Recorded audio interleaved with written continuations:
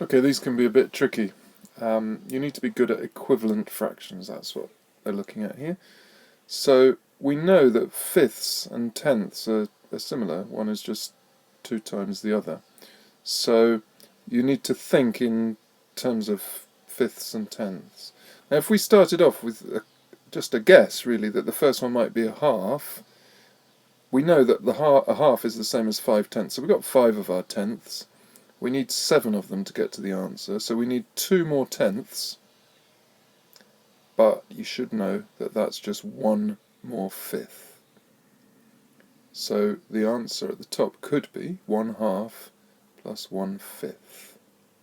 Now the second one, we need different numbers. Now I've just taken a tenth because that's something to try, and you need to try things.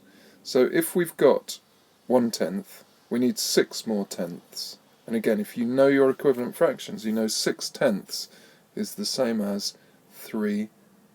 So we need 3 more fifths to make that calculation work. Remember, they say they want different numbers, so they've got to be, the two fractions in A and B must be completely different.